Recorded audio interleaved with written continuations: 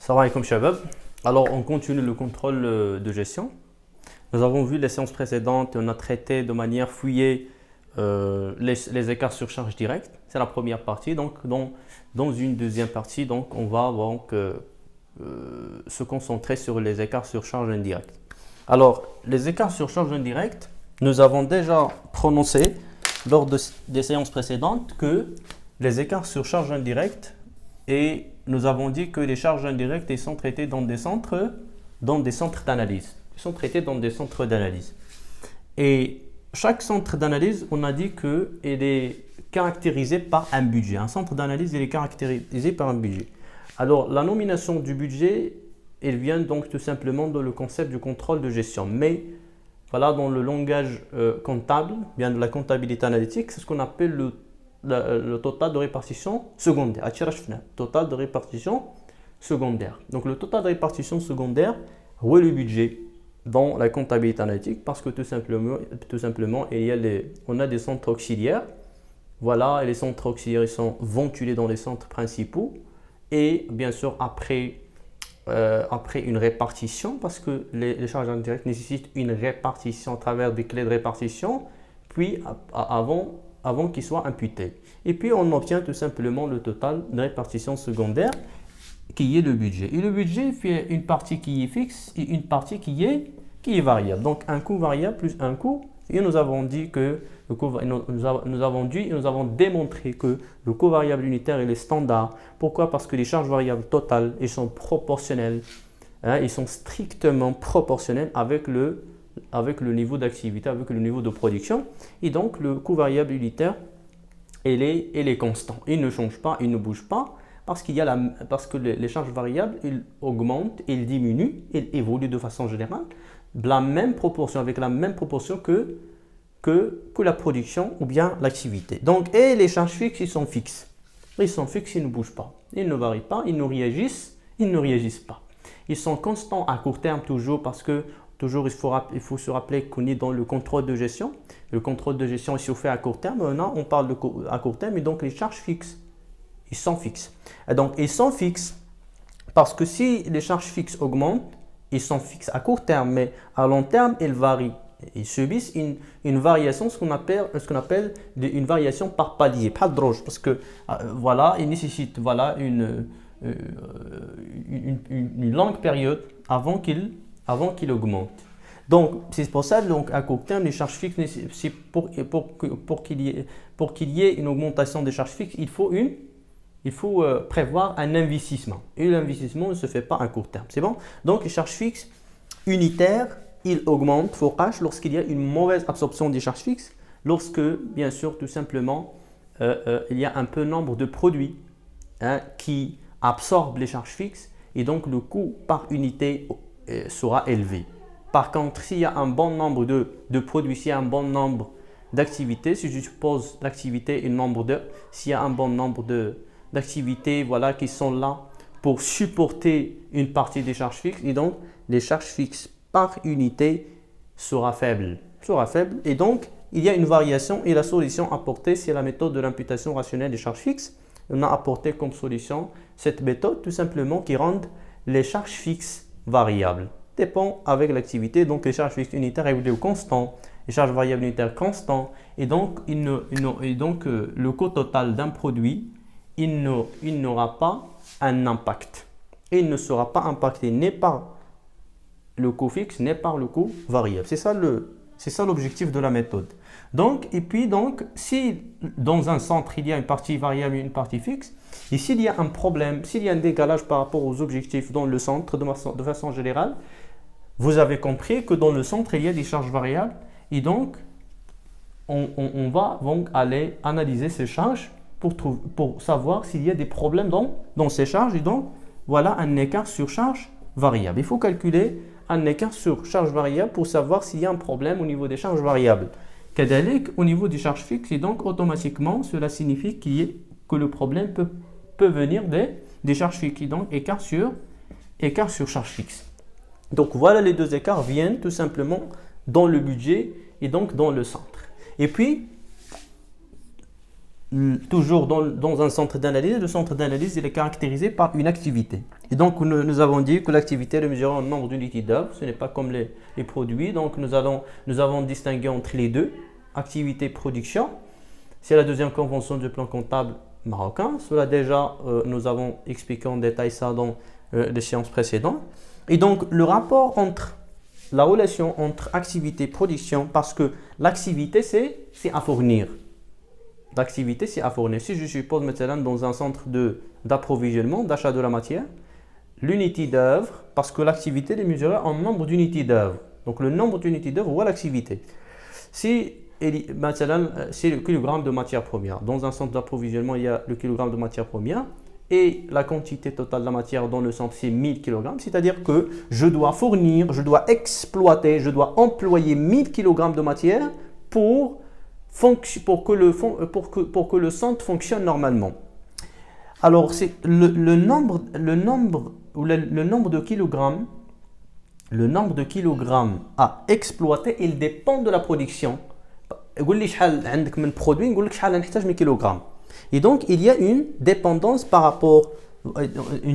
entre les deux, entre activité et production. Si la production augmente, l'activité augmentera ainsi. Et donc, et vice-versa. Donc, il y a une relation entre les deux. Et la relation entre les deux, la relation entre production et rendement, elle est expliquée par un rendement. La relation entre activité et production est expliquée par un rendement. Il suffit de rapporter tout simplement activité sur production ou production sur activité. La lecture qui diffère, il y a deux lectures différentes et on a illustré par des exemples le rendement et les deux lectures qui diffèrent et nous reviendrons sur cela lorsqu'on va calculer un écart. Et donc vous avez compris que dans le centre il y a des charges variables, des charges fixes et puis il y a un rendement. C'est quoi le rendement? C'est-à-dire l'amélioration. On cherche, nous allons voir c'est quoi, mais on cherche tout simplement de savoir s'il y a une amélioration ou une détérioration du rendement. Et donc c'est la raison pour laquelle il faut chercher, il faut creuser dans le centre et savoir s'il y a un problème au niveau de rendement. Au niveau de rendement, et donc l'écart sur rendement. L'écart sur rendement. Et donc il y a trois écarts, c'est-à-dire un centre, s'il y a un problème dans le centre, s'il y a un dysfonctionnement dans le centre, le problème soit un problème des charges fixes, soit des charges variables, soit de rendement. Et le rendement, bien sûr, lié à la consommation des ressources. Nous allons voir ça, Inch'Allah, lorsqu'on va calculer l'écart sur rendement. Alors, j'insiste toujours que lors de calcul, ce n'est pas le plus important. Le calcul, faire des calculs, ce n'est pas le plus long. Le plus important dans le processus de contrôle de gestion, c'est l'analyse des écarts, c'est l'analyse de la performance, c'est les explications. Ça, c'est le plus important. Le vrai travail d'un contrôleur de gestion. Parce que les calculs, ils sont faits donc aujourd'hui par des machines, par des logiciels. Voilà, les calculs sont à faire par Excel, par exemple. Excel, Excel, il peut exceller dans ses calculs et qui attaque des calculs qui sont précis, concis et exacts, sans erreur et rapides. Donc, tu vas exploiter les résultats dégagés par Excel, par exemple, pour expliquer les écarts. Excel, il y a une réunion entre les différents responsables. Il va réunir les différents responsables à la fin de chaque période, supposons à la fin de chaque mois, si le contrôle de gestion se fait mensuellement. Et donc, pour que chaque responsable justifie son écart. Il faut avoir une explication pour que le contrôleur de gestion puisse aboutir à une conclusion qui est en faveur de la performance de l'entreprise. C'est ça pour prendre les mesures correctives nécessaires par la direction générale. Et donc, vous avez trois. Donc, l'écart sur charge indirecte, nous allons voir tout simplement trois écarts. Écart sur charge variable, écart sur charge variable, écart sur charge fixe et écart sur rendement. Donc, il y a trois écarts. L'écart sur charge variable, qui sont appelés aussi écart sur budget et écart sur charge fixe, qui sont appelés écart sur activité. Nous allons voir que vraiment, ce sont Le problème, il vient de l'activité, parce que c'est un problème d'activité, et puis écart sur rendement. Donc, trois écarts. Alors, les appellations, écart sur charge variable, écart sur budget, ce sont des appellations parce qu'il y a deux plans comptables. Le plan comptable 57, 1957 et 1982. Alors, le plan comptable 1952, 57, il a subi des modifications, des ajustements. Et c'est pour ça qu'on a modifié les appellations et l'apport de plan comptable 82, c'est l'écart sur volume. Il a ajouté un écart, c'est l'écart sur volume, et donc qui n'a pas été prévu par le plan comptable 57. Et donc il y a différentes appellations comme l'écart sur prix, écart sur quantité. C'est la même chose, c'est l'appellation qui diffère parce que le plan comptable 1982, il appelle l'écart sur prix, mais le plan comptable écart sur coût. Donc voilà, c'est les différentes appellations. Donc voilà, on attaque directement les trois écarts, mais avant, toujours, on a l'écart total. L'écart total qui est le coût réel, moins le coût prix établi de la production normale. Toujours les trois budgets, attention, bon, budget standard, budget flexible et budget réel. Alors, la quantité, pour les charges directes, la quantité fois le coût unitaire. Mais dans les charges indirectes, la quantité quand la quantité de matière première ou le nombre d'heures, c'est-à-dire la quantité de la main-d'œuvre, là, la quantité, il y a l'activité. La quantité, les charges indirectes, il y a l'activité. Et donc, on a l'activité standard fois le coût unitaire, parce que l'activité est mesurée en nombre d'unités d'œuvre. Et donc, le coût unitaire, c'est le coût de l'unité d'œuvre. Quand on a un coût d'unité d'œuvre standard, qui a un montant. Le montant, ou le budget. C'est bon? Le budget flexible, c'est l'activité réelle. Pourquoi? Parce qu'on a la production normale, la production réelle, et donc l'activité, elle s'adapte avec la production. S'il y a une variation de la c'est normal qu'il faut ajuster l'activité pour s'adapter. C'est la quantité. Les notions, donc c'est adapté. Donc, l'activité réelle fois le coût de l'unité d'œuvre qui est prix établi. Ou bien, c'est la même chose parce que le coût unitaire, prix établi, il ne change pas. C'est le même parce que ce sont des prévisions. Si on change, les écarts n'ont un sens. Donc, c'est le même, mais l'activité qui change parce que la production change. Et donc, la production, on a réelle, et donc, on a toujours montant, et puis c'est l'activité réelle fois le coût de l'unité d'œuvre réelle, parce que tout est réel qui attaque un montant. Donc, voilà, pour ne pas confondre entre les appellations. Donc, montant. Donc, le coût réel, c'est quoi donc? Vous avez compris que c'est l'activité réelle fois le coût de l'unité d'œuvre réelle, parce que tout est réel, fois une production réelle. La production réelle, parce que l'activité, elle est unitaire. Donc, l'activité, elle est unitaire, fois le coût de l'unité d'œuvre unitaire. Donc, le coût dans le centre total, c'est le coût unitaire pour les charges directes. Donc, le coût dans le centre, et donc, il est valorisé par la production totale pour savoir le coût total du centre. Donc, fois la production réelle. Moins, donc, tout simplement, un coût préétabli de la production normale. Donc, je sais très bien que je suis dans le budget standard. Et donc, c'est le coût unitaire standard, le coût de l'unité d'œuvre standard, fois l'activité standard, fois la production normale. C'est un budget standard. C'est bon? Alors, qu'est-ce que vous avez? Je vous donne un exemple. Là, c'est 7 moins 5 est égal plus 2. Qu'est-ce que cela signifie? Est-ce que cela signifie un écart favorable ou défavorable? Non. Si l'écart est positif, ne signifie pas que l'écart est défavorable. Ne signifie pas qu'il y a une détérioration de la performance. Ce n'est pas parce que le coût réel est supérieur, c'est-à-dire les réalisations, le résultat, on a supporté un coût plus que l'objectif. On s'éloigne de l'objectif, on a supporté un coût beaucoup plus que l'objectif, ne signifie pas ici que l'écart est défavorable. Pourquoi? Vous pouvez remarquer clairement qu'il y a la production réelle, production normale. Et donc, vous avez compris qu'il y a l'écart total un problème de production, toujours. Il y a un problème de production entre budget flexible, budget standard. Parce que l'écart total, c'est la différence entre budget réel et budget normal. On a fait 2 pas.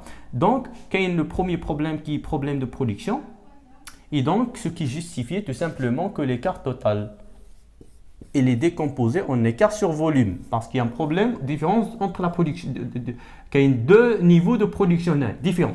Et donc, il y a un écart sur volume. Et l'écart sur volume, toujours, l'écart sur charge directe, il explique s'il y a des erreurs des prévisions tout simplement. Alors, s'il y a des erreurs de prévision, et donc cela, c'est la tâche de l'écart sur volume. Et puis, le coût qui reste ici, le coût de la production, le coût de la production réelle, le coût de la production normale. Mais le coût réel, le coût standard. Alors, si l'écart est positif, ce ne signifie pas que l'écart est défavorable, dans la mesure où que l'activité réelle est supérieure à l'activité standard. Et l'activité qui est à la production. En tant que chef de centre, le contrôleur de gestion, je vais dire qu'il y a un écart problème dans l'entreprise, un écart défavorable. Là, le contrôleur de gestion, les centres qui pose la question, qui dit qu'il y a un écart défavorable. Qui dit l'écart ici, il n'est pas défavorable parce que on a l'activité réelle, elle dépasse l'activité normale et par conséquent, le coût ou les frais réels vont être les frais normaux ou les frais normaux. C'est normal parce que l'activité importante, l'activité est importante et donc le coût est important. Donc, le coût réel le coût, le budget réel quelque bien, mais si on n'a pas l'objectif, non, parce que l'activité l'activité, pas le problème de production ici. Et donc, vous avez compris que l'écart total fait 2 variables qui sont la production plus l'activité. Et la dépendance entre activité et production, ça donne ce qu'on appelle le rendement. Et donc, on ne peut pas juger que l'écart est défavorable, tout simplement dans la mesure où l'activité réelle est supérieure à l'activité standard. Et par conséquent, voilà la conséquence, le résultat, c'est que le coût réel, c'est normal, c'est logique, c'est tout à fait normal que le coût, les frais réels, le budget réel, le budget standard. C'est très normal. Donc, on ne peut pas dire favorable ou défavorable. Et donc, il a خرج لك l'écart داكشي علاش الا مشيتو لي زوفراج ولا مشيتو شفتو قلبتو ما غاديش تلقاو هذا تي انتربريتيو هذا l'écart ما تي انتربريتيوش تيدوزو ديريكتومون غتلقاو كيدوزو ديريكتومون l'écart global et l'écart sur volume c'est la même chose que les écarts sur charge directe. Donc l'écart sur volume et l'écart global l'écart sur volume c'est c'est la différence de pour comprendre l'écart, pour comprendre ce que décomposer, parce qu'on a 2 variables, activité ou production. La production, le coût, la production, donc différence de production, différence de coût, c'est l'écart global. Différence de production, c'est l'écart sur volume. Voilà pourquoi on a décomposé à chaîne. Donc l'écart sur volume, toujours si le coût préétabli de la production réelle moins le coût préétabli de la production normale. شنو هو le coût préétabli هنايا ها هو le coût préétabli non c'est pas ça c'est le coût réel ها le coût préétabli mais lorsque je dis voilà un coût préétabli donc je vais mettre tout simplement le coût de l'unité d'œuvre préétabli fois le coût de l'unité d'œuvre préétabli fois l'activité préétablie fois la production réelle. Donc voilà le détail de calcul. C'est la même chose que les charges directes, moins le coût préétabli à obtenir de la production normale. C'est le coût de l'unité d'œuvre préétablie fois l'activité préétablie fois la production normale. Donc, la production normale, la production réelle qui est différente. Sinon, le coût préétabli, c'est-à-dire le coût de l'unité d'œuvre fois l'activité préétablie, c'est le coût préétabli, c'est la même chose. Il se répète. Il a détailler le calcul, on peut factoriser. On peut mettre en facteur le coût de l'unité d'œuvre préétablie fois l'activité préétablie ou la production réelle moins la production normale. La différence entre les deux, il est valorisé par un coût. Voilà, le problème, c'est un problème de production. Voilà, production réelle moins la production normale. Donc ça, c'est l'écart sur volume. Et s'il y a un écart, il est justifié tout simplement par les erreurs commises ou là des erreurs, voilà, donc il y a des prévisions erronées commises commises lors de l'élaboration des budgets tout simplement. Et puis l'écart global. Et donc l'écart global, donc ça c'est l'écart sur volume. D'abord, je vais l'écart global. Et la même chose, l'écart global que les charges directes. Et donc, je vais effacer ça. Donc, vous avez compris que la différence est une différence de production. Si on développe, on a développé la formule telle, le problème, c'est un problème de production. Puis l'écart global. C'est quoi l'écart global? L'écart global, c'est la différence entre budget réel, parce qu'on est dans les conditions d'exploitation. Donc, le budget réel moins le budget flexible. Et donc, le budget réel, tout est réel. Donc, le coût de l'unité d'œuvre réel fois l'activité réelle fois la production réelle. Tout est réel. Moins, ça c'est le budget réel. Ce qu'on appelle le coût réel moins. Le coût réel. C'est le budget réel. Moins le coût préétabli de la production réelle. Les charges directes. Moins le coût préétabli de la production réelle. Le coût préétabli de la production réelle, le budget flexible, le coût de l'unité d'œuvre préétabli fois l'activité préétablie fois la production réelle, parce qu'il y a une adaptation. Lorsque je dis coût préétabli mais de la production réelle, c'est-à-dire que j'ai corrigé les prévisions, et donc le coût de l'unité d'œuvre préétablie fois l'activité préétablie. Lorsque je dis préétabli, c'est-à-dire une adaptation avec la production réelle fois la production réelle. C'est bon? Et voilà, donc j'arrive à la fin de la séance parce que déjà le temps alloué est dépassé, donc on continue tout de suite. Donc on s'est arrêté au niveau de l'écart global. On continuera tout de suite.